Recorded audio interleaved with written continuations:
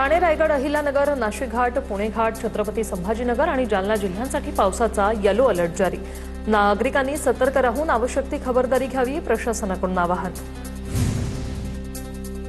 मराठवाड्यात पावसानं उघडीप दिल्यानं दुबार पेरणीचं संकट। राज्यात 81,32,491 हेक्टर क्षेत्रावर 56% पेरण्या पूर्ण झाल्यात। अमरावती विभागात सर्वाधिक 76%, तर कोकणात फक्त 8% पेरण्या। मराठवाडा, विदर्भातील काही जिल्ह्यात पावसाअभावी पेरण्या झाल्याच नाहीत।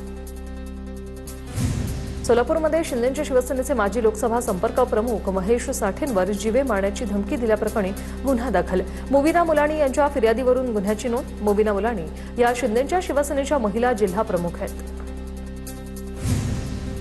मुंबईच्या वरळी डोममधील म्युझिक कॉन्सर्ट मृत्यूप्रकरणी नवी माहिती समोर आली। मृत्यूपूर्वी 28 वर्षाच्या ऋषीला गांगुर्डेने ड्रग्जचं सेवन केल्याचं तपासात उघड झालंय। एफएसएल रिपोर्टमध्ये मद्य आणि एमडी ड्रग्जचं सेवन केल्याचं समोर आलंय। पालघरमधील धोकादायक पर्यटन स्थळांवर जाण्यास बंदी आदेश जारी। पावसाळ्यात धरणं आणि धबधब्यांवर होणाऱ्या दुर्घटना रोखण्यासाठी प्रशासनाचा हा मोठा निर्णय। मुंबईतील चेंबूर उड्डाण पुलावर दुचाकी आणि ट्रकचा मोठा अपघात। अपघातात दुचाकीवरील पती पत्नी गंभीर जखमी, दोघांवरही सायन रुग्णालयात उपचार सुरू।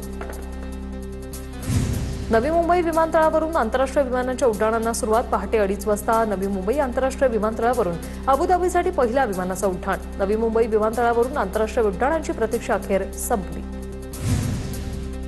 मुंबईतील गणेश मूर्तीकारांना पर्यावरणपूरक रंगाचा मुंबई पालिका पुरवठा करणार। यासाठी पालिकेकडून 1,04,00,000चा खर्च केला जाईल। तब्बल 25,400 लिटर रंगाचा पुरवठा केला जाणार। मुंबईत एसी लोकलमध्ये बिघाड झाल्याच्या पुढच्या स्थानकावर प्रवाशांना उतरवलं जाणार। मुलुंड एसी लोकलमधील बिघाड झाल्याच्या घटनेनंतर रेल्वेचा आता नवा प्रोटोकॉल जारी।